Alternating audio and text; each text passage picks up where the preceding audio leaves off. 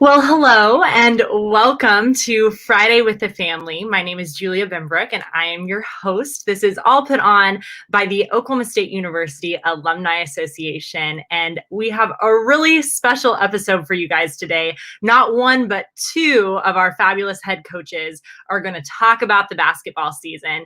I am joined by head coach of Cowboy basketball, Mike Boynton, and the head coach of Cowgirl basketball, Jim Littell. Thank you guys for joining us. Thanks for having us. Glad to be here.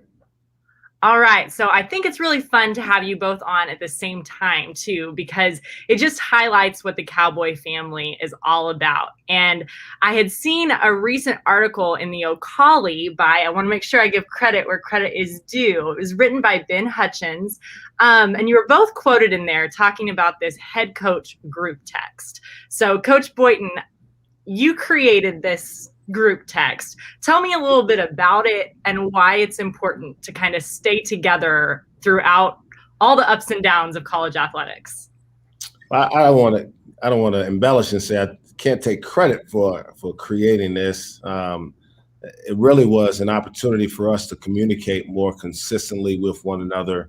Obviously, last spring and into the summer was a challenging time for all of us head coaches and our athletes as we tried to figure out what this pandemic would mean for all of us. You know, Coach Littell and I were both in Kansas City when our seasons were just upended immediately, and we were both sent home.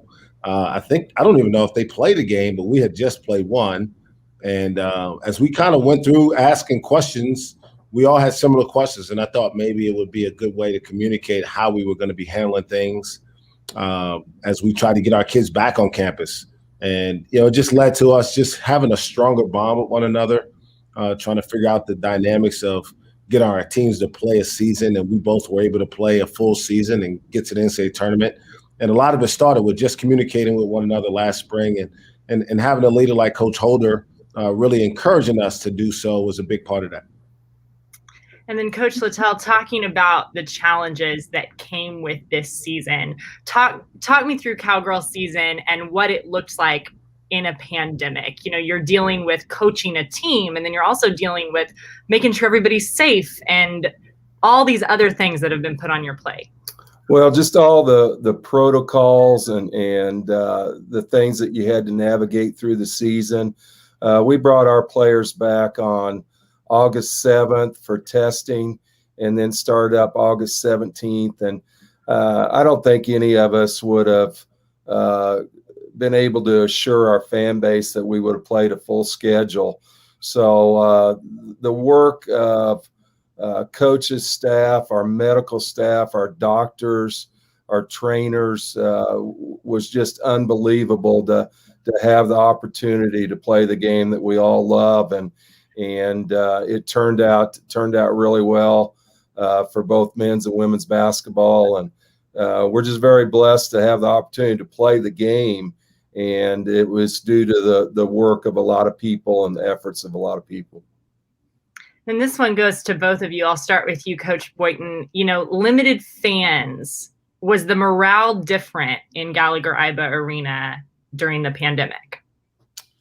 I would say yes. And a lot of it was because there was a lot of excitement built up around the team that we were going to have coming into the season.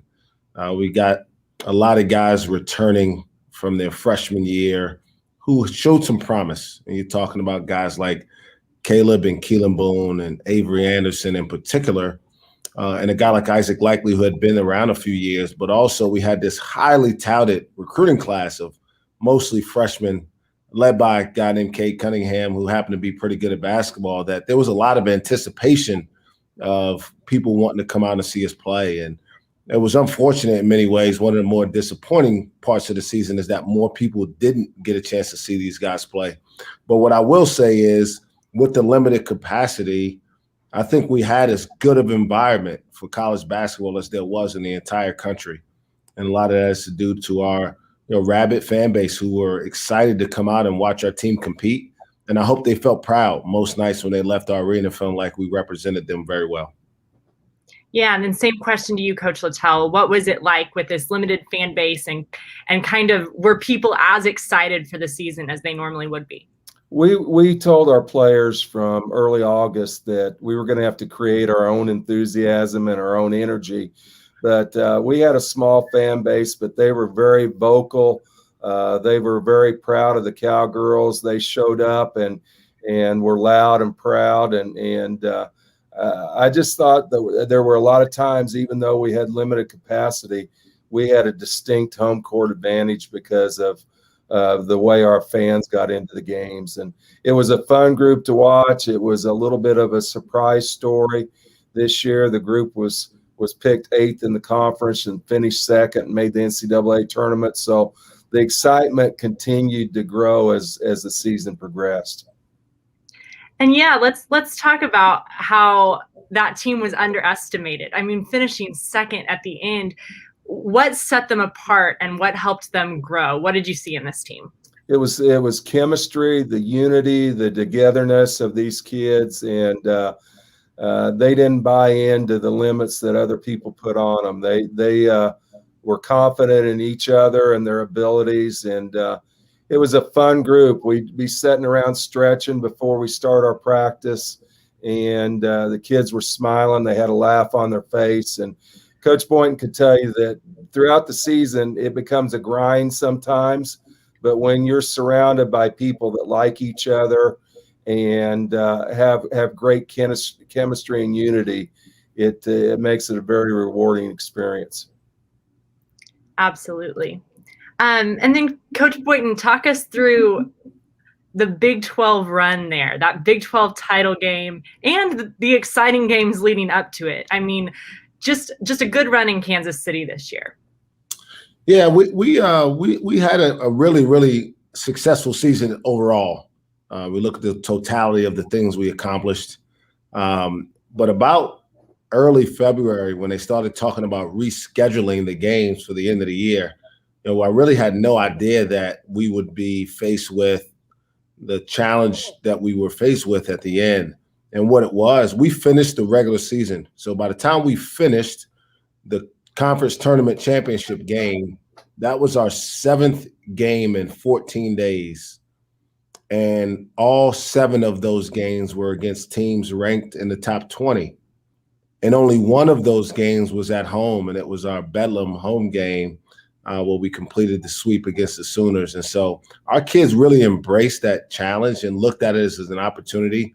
And we really propelled ourselves. We went from a team right outside the top 25 all the way to finishing 11th in the country in the final AP poll. And so it was a really strong finish for a group of guys who really believed in one another, who believed in representing the name on the front of their jersey and trying to leave their legacy as, the team that kind of put the final stamp on the restoration of Mr. Iber's Oklahoma State basketball program and Coach Sutton's team here at Oklahoma State. And so I was really proud of the way we finished the season, particularly against the level of competition that we had. And the conference tournament was just one example of that, because we played a West Virginia team who we had just beaten a week before.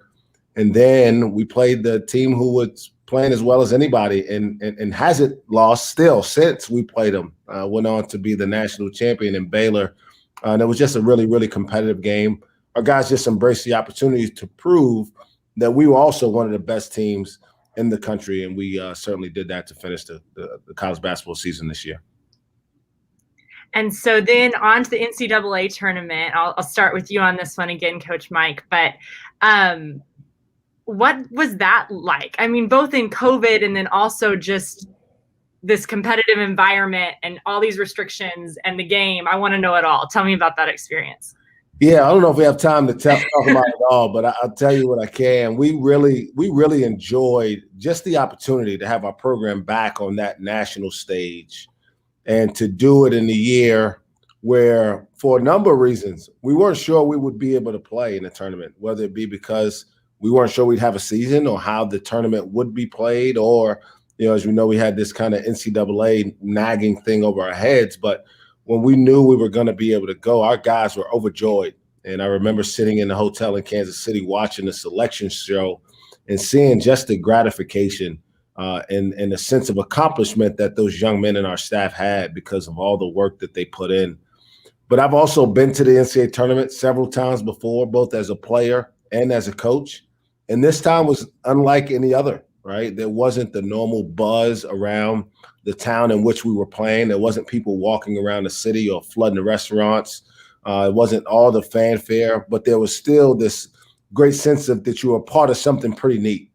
And to see, teams start with that first 4 games and to start seeing upsets, had teams from our state represented on both the men's and women's side. And it was awesome to be a part of it. Having to do testing every day wasn't the best, most fun because you weren't really told when you were going to test until about 24 hours before you played.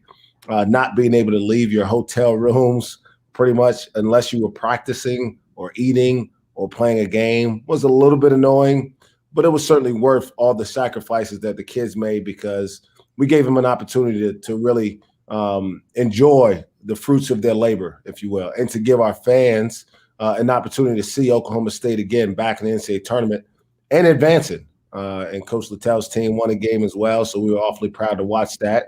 But to advance in the NCAA tournament also sends a signal that you are a program to be reckoned with. And we look forward to, as a staff, continue to build off of what we did this year and continue to be a consistent presence in the NCAA tournament moving forward. The same question to you, Coach Littell. How were these players able to stay focused in that bubble environment and then also highlight that win? And let's talk about that run as well.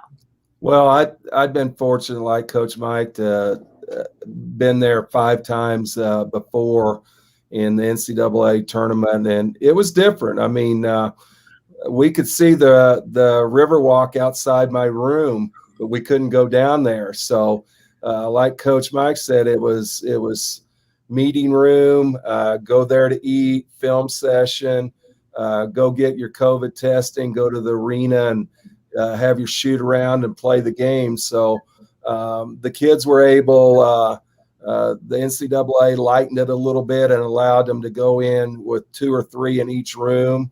So they were able to spend some time together. And I think they had some video games going and some different things along those lines. But it was a group that appreciated the opportunity to be where they were. They never complained one time. They were thankful to be in the NCAA tournament and just really handled it extremely well. It'd been nice to go out in the city of San Antonio. It's a wonderful city, and we would have loved to have a chance to show our kids San Antonio, but that didn't transpire. And then back to you, Coach Littell, on this one. Big night last night for one of our Cowgirl players. Natasha Mack was picked 16 overall in the WNBA draft, and she is headed to the Chicago Sky. I know you've talked to her since. Fill us in. How's she feeling? How do you feel as a coach with that accomplishment? Well, first of all, it's not just a draft here in the United States. It's a worldwide draft. And to be selected as one of the top 16 players in the world and have the opportunity to go represent your family in Oklahoma State, I know she's extremely, extremely excited. She's a very loyal person. She's thrilled to have a chance to go make a team in Chicago. And she's been a little underdog most of her career, and she's going to have a fighter's mentality going into Chicago and working to make a roster there. But she's excited about that. She's excited about the opportunity to play international basketball, and she was in her hometown of Lufkin, Texas last night at Angelina College, and was around family and friends. And it was a dream come true. She had written in a book in the 3rd grade that I'm going to be a professional basketball player. And last night her dream became a reality. That is awesome. Good message to kids out there too. Say it, and maybe one day it'll happen. So that's awesome. And I was asking, just for those of you watching, asking both coaches, gonna highlight some of Natasha and Cade's big accomplishments. And it's really hard to choose because there are so many to list. But some of her big awards this year, two of just many, were the Naismith Women's Defensive Player of the Year, as well as the WBCA NCAA Division I Defensive Player of the Year. So did a lot for the Cowgirls, and we're excited to follow her career. And then Coach Mike's talking about Cade, one of our other big standouts during this season. Same deal, too many awards to count. Big 12 Player of the Year and about every freshman award. Would you say that's accurate? Really close to it. I think that's totally accurate. In fact, if there's an award out there that was a Freshman of the Year award that wasn't given to him, then they made a mistake. I'm sure that they wish they had made a better judgment, but he was tremendous. And again, I'll be remiss if I didn't say congrats to Natasha Mack. What an unbelievable story of perseverance and, working hard to live out your dreams. So we're certainly proud. I can't wait to see her represent Oklahoma State in Chicago. And maybe Cade will join her there once he gets drafted in July, because we know that's coming and likely going to be the number one pick in the draft, which is awesome. But what he accomplished here in a short amount of time can't be overstated. His willingness to take a chance on our program in this university, when he could have literally done anything that he wanted to do a couple of times, and to come here and not only just come here and want to be a part of it, but embrace being one of the guys, and to work as hard as anybody, and to not expect anything to be given to him, and then to go out there and play the way he played. I'm sure for a long time, all Cowboy and Cowgirl fans will remember that Cade Cunningham scored 40 points in Norman in his Bedlam debut and followed it up with a sweep 2 days later. So he certainly left his legacy on that series, but also on our program. And he's such a humble kid. And that's what I think is going to carry him on as he moves on in his life to the professional ranks. Is he's got a great appreciation for the process of working hard, of respecting his coaches and teammates, and his will to win. He wants to win above anything else, and he wants his teammates to enjoy in that success and some of the accolades that he's received. So the Freshman of the Year awards were certainly a tremendous accomplishment, something he worked hard to earn. But he'll tell you himself, none of it will be possible without the help of his teammates and coaches, and we've got a great staff over here.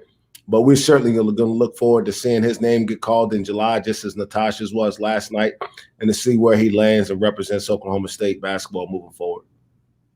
And then, I've heard you both say at different times, it's never about one player. It's never about a few players. It's about the team and where that's going. And so, Coach Littell, tell me next year, what do we have to look forward to, and what changes in your game plan with this next group? Well, your game plan changes a little bit when you lose a player like Coach and I lost, and you're going to have to play a little differently. And we've told our group that you don't make it up with one player. It's got to be improvement out of all of our players. It's got to be a collective effort.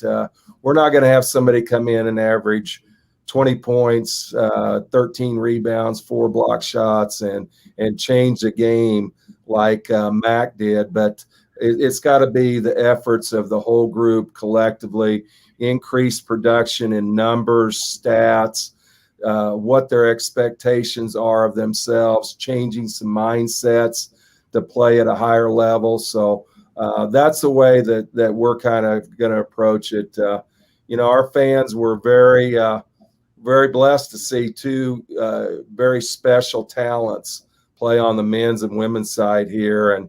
And I think Coach would say they're generational players that we were blessed to coach, and you're just going to have to pick up the slack collectively with the entire team.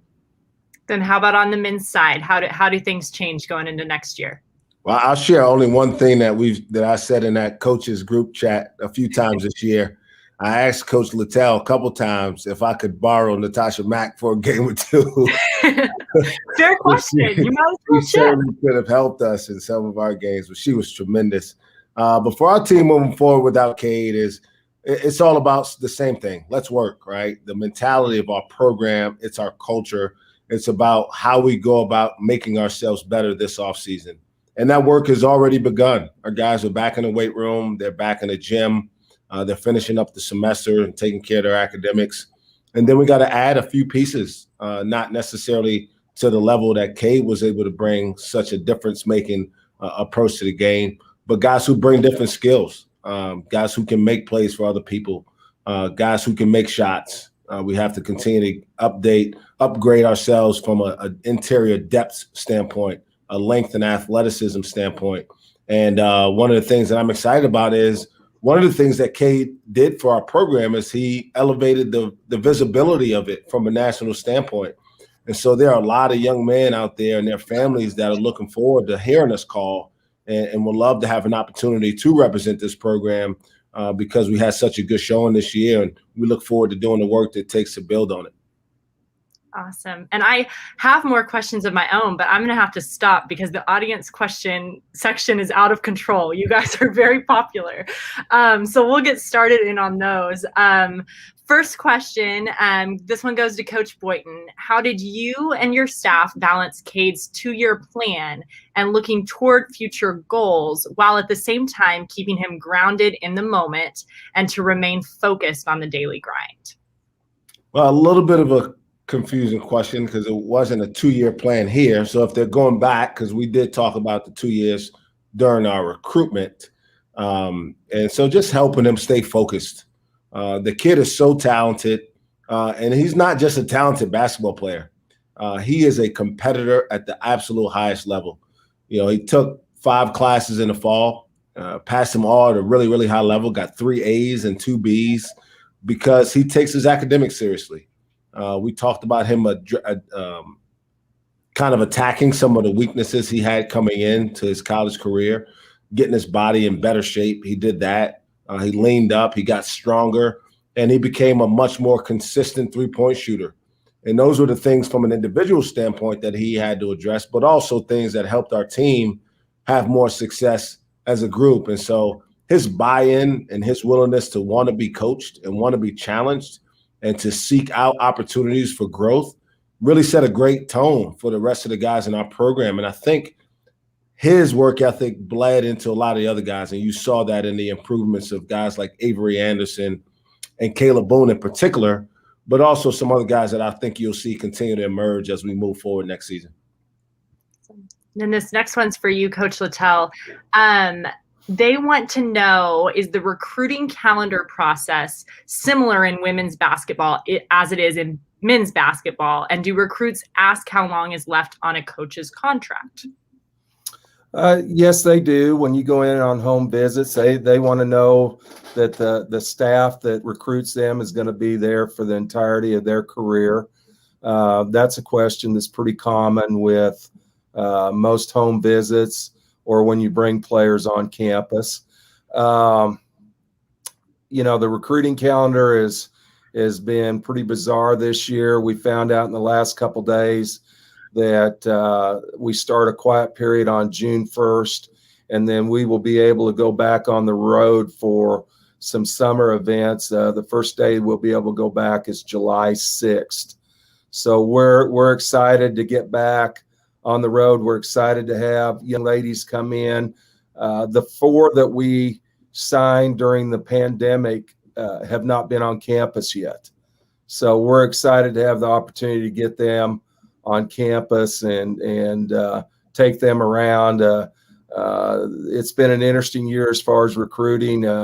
They signed on good faith and not seeing the campus or seeing our facilities. So we're thrilled at the opportunity to show our signees around Oklahoma State and Stillwater. Which says so much about you and your recruitment process that they are willing to sign on without even being on campus. That's exciting for sure. Our staff did a great job. Our coaches did an incredible job of recruiting these young ladies. And then, Coach Boynton, do you feel that your extended contract will help in the recruiting, even though players can now seem to transfer anytime they want? Yeah, I think so. I think those are kind of 2 separate issues. I think recruiting kids on the front end gives you a little bit more stability when you have a longer-term contract. I think there's no question about that because their families can feel more confident that the people who recruited them will be there to see them through their careers and their experiences as college student athletes. So, but as far as transfers, it's just kind of the new day, and it's here. We've got to adapt to it. I'll be honest, I don't love it, but we're going to work our way through the rules as they are in place and try to pursue the best student athletes who fit the way we believe a college basketball program is supposed to be run, and whether that's high school or junior college or other 4-year transfers. We'll continue to mine every field because I believe this program deserves the best and deserves to be put in a position where we can compete at the highest level and play meaningful games in February and March and on into the NCAA tournament. So recruiting has definitely changed. When they passed that transfer legislation, it certainly gave kids more freedom, but it also gave us a chance to separate ourselves. Are we the type of program that kids want to transfer into and have a great culture that people want to be a part of? Or are we going to be the type of program that kids don't want to be a part of and see a lot of transfers out? At this point, looks like we're the latter. Like, kids don't want to transfer out. We've only had one decide not to return, and everybody else is pretty much on board. And we look forward to adding some pieces to give us a chance to compete at the highest level. Then this is a fun one for both of you. If there could be one new feature or renovation added to Gallagher Iba Arena, what would you want it to be? Go ahead, Coach.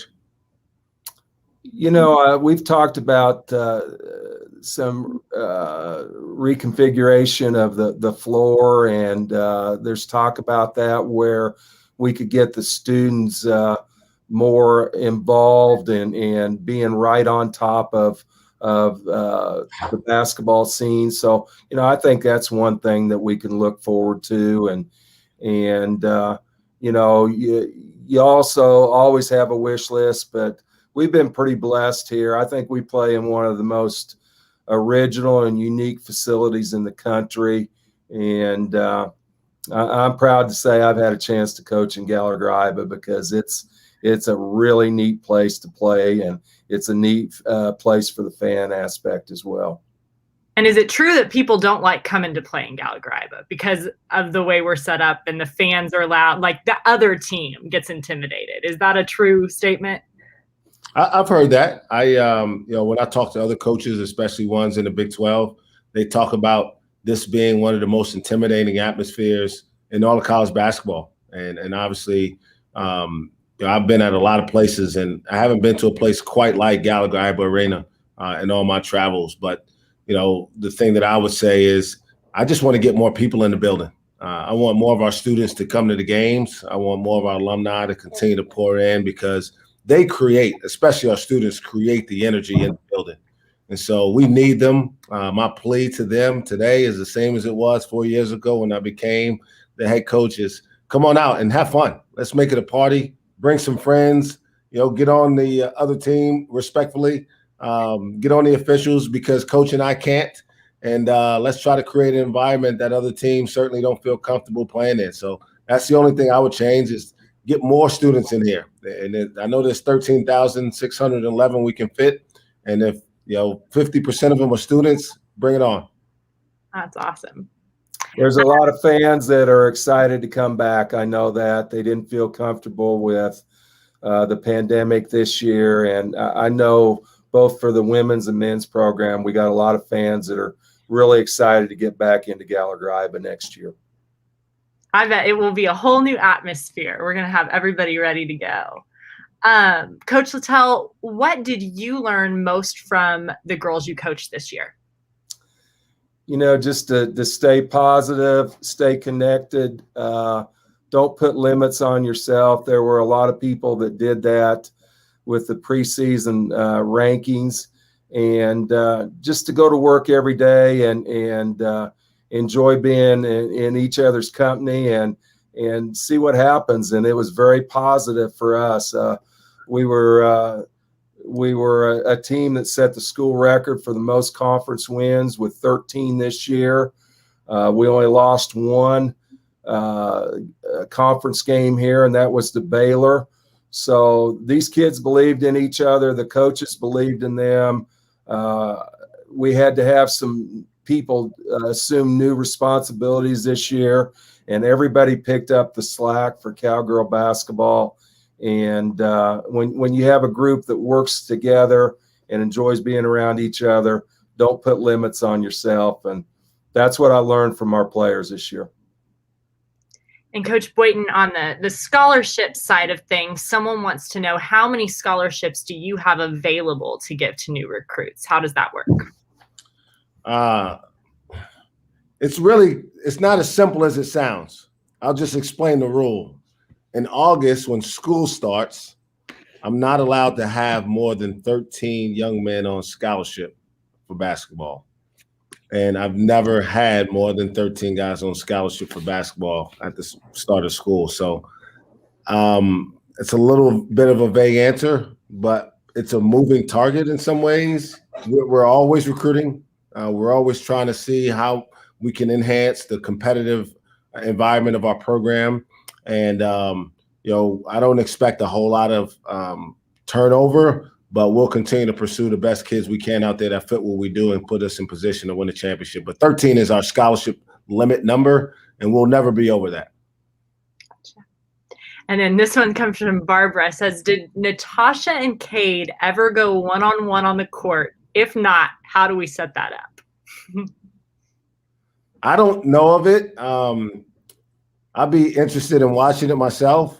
And unless it happened, because everything's on camera now, so I would imagine if it happened, someone filmed it and it would be out on social media. So I'm going to assume it didn't happen, and I would imagine it's going to be pretty difficult unless Cade gets drafted by the Bulls, that they'll be around each other enough to play a one-on-one game. So maybe when they're back here, because I'm sure they'll both come back for homecoming or a game or two in the future, maybe we can get a horse competition game going between the two of them or something. There you go. New homecoming and hoops idea. They always need something new. So there you go. Let's see. Okay, who is coming in the next year that we should look out for and will become a household name for the Cowboys or Cowgirls? This person says, I love the cultures that have been built for both teams. Keep it up. Well, we don't have a signee to announce yet, but we will. So I don't have any new people to report on, but I definitely think, just based on the way the year finished, that people will be excited about Avery Anderson. I do think the Boones will both be better next year, but I'm also looking forward to seeing the improvements of guys like Matthew Alexander Moncrief, who is a freshman, and the homegrown kid from Oklahoma, Rondell Walker, and how he does as he goes into his sophomore year. Coach Littell, any preview you got for us? Yeah, we have 4 signees from the early period, 3 high school players and a junior college player. And we feel all of those young ladies are going to fit in very nicely and have an opportunity to compete for time in the first year. We met some needs of adding some shooters, adding a stretch 4, adding another point guard. So we feel like we met some recruiting needs, and we feel like they're the type of student athletes that'll blend very nicely with the group that we brought in. And like Coach, we have a lot of young players returning. There were times that we started 3 freshmen, and we've got Lauren Fields, Jamie Asbury, who was an all-conference guard this year, Cassidy DeLapp, just a lot of people that contributed this year that we know are going to progress in the off season. But we feel with 4 kids coming in that it's going to add to our depth, and we definitely filled some needs that we had for this program. Let's see. Coach Boynton, what does seeing Baylor be the first Big 12 men's team to win a national title since 2008 tell you about what it takes for a program in OSU's position to continue to compete on that level? I think the one thing, and credit to Scott Drew and his staff and their players and that university, I'll be honest, I'm not a prophet at all, but I saw this coming a little bit last year. We played 2 really competitive games with them last season, and then they brought all those kids back. So the one thing I think you've seen from especially the last few national champions is experience. They had a ton of experience. They had continuity of experience. So those guys had not only been in college together or in college a long time, but they had been together for a long time. And they've been able to build a culture. I think Scott Drew just finished his 18th season at Baylor. I hope to one day hang a banner here, and I certainly wish it doesn't take 18 years, but I know that it takes a lot of hard work, committed players, committed staff, a committed administration, and it takes fans. It really does. It takes a great environment to give you an advantage, to keep your guys uplifted and excited about going out on that court every day representing the university. And it's our job to bring in guys who appreciate the opportunity to put that jersey on and represent Mr. Iber and Coach Sutton and all the great players that have been here. So we'll continue to do the work as a staff to recruit great student athletes who want to get a great education here and be challenged and coached. But we'll also need, it's all of us. Let's work. The let's part, I think, is the part that people kind of forget. Let us all work. Let us all do our part. Bring a great environment to Gallagher, Iber, and our staff, I'm sure, will do our part to make sure that these kids are prepared as much as possible. And then last question here. We have tons more we could get through, but we're running out of time. For both of you, since you've been a part of the Cowboy family, and I know it's a little different for both of you when you got here and kind of got exposed to that OSU culture, but tell us how you have, like, your idea of OSU has evolved in that time frame. We can start with you, Coach Littell. I was on radio this afternoon prior to coming in, and I was talking with Casey Kendrick, who covers the Cowgirls, and just told him that I've been blessed to be in this community for 16 years.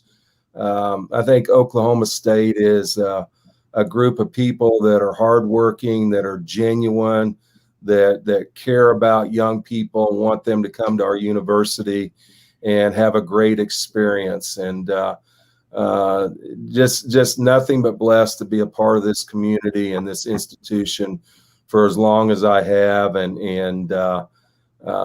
we've had a lot of great players come through here that have had the experience of getting to know our fan base. And it just continues to be fun every day that you go in the gym, and proud that I've been a part of this for 16 years. Absolutely. And on to you, Coach Mike. Been a little bit shorter of a ride and also very impactful. So tell me kind of your thoughts since you first got here. Well, I'll tell you this, the impact has been the impact that this community has had on me. And I've been here for 5 years now, 4 as a head coach and 1 as an assistant. And it's been a life-changing experience for me because of the people here. They truly embraced my family, first and foremost. They never looked at me as an outsider, although I didn't go to school here. My family feels loved. My kids are basically growing up here in Stillwater, and that's awesome because this is home. This is where my family, my children will grow up. I won't know anything other than go Pokes and go Cowboys and Cowgirls for Ace and Zoe. And the thing that I admire the most is how this community supports its own. And whether it be in a difficult moment like we've had our fair share of, or in moments that you should truly celebrate and enjoy, I've never been in a place where it's been better than in Stillwater. And for people who love Oklahoma State, it was a big part of the reason why I was so adamant that Coach Holder and Chad and I all get together and figure out a way to make this long term, is because we want to be here. We want to, and it's not about leaving a personal legacy, but it's about being a part of something that's really, really special. And one of the most special things is I get to work with, a strong group of other head coaches who are all mission driven to help kids. And that group chat is more than just about wins and losses. It's about uplifting one another and supporting each other and really caring about these Cowboys and Cowgirls who we hope to all graduate and go on to be great productive citizens, whether they play sports when they leave here or not. And so we're glad to be here, but this community has impacted me in the most positive way I could imagine. Well, and congratulations on that long-term plan. I know the Cowboy family is very excited about that. Very lucky to have both of you here. And I know you guys have been talking, so you may not have noticed the kind comments that were coming in about both of you going across the screen, but we'll end on one that I have here that was sent to me. You both have made us so proud of our basketball teams. The student athletes have been increasingly impressive in skill and character, and we are excited for our future at Oklahoma State. So that was from Mary Jane. Thank you guys so much for joining us. This was a very popular Friday with the family. We do appreciate both of your time, and a few announcements for everybody watching before you go. Our next Friday with the family will be May 21st. You'll be able to register at that link down below me right there. That's for May 21st, and that's at orangeconnection.org/webinars. You can also view all of our previous broadcasts along with many other educational videos. We have one with Coach Mike from earlier in the season. You can go back and kind of compare where we've been throughout this pandemic time. Athletic events, we've got a full weekend with Cowboy baseball and Cowgirl softball, golf, tennis, cross country, and track. All will be talked about in the head coach group text, I'm sure. Plus, Cowgirl Equestrian is competing in the national championships. Now is a great time to log on to your new online profile at orangeconnection.org to claim your life membership credit and secure your member benefits for life. Membership also helps the Alumni Association connect Cowboys virtually through programs just like this, Fridays with the Family. Thank you guys again for joining us today. Of course, always stay safe, stay healthy, wear orange, and we'll do it all together. Go Pokes. Go Pokes.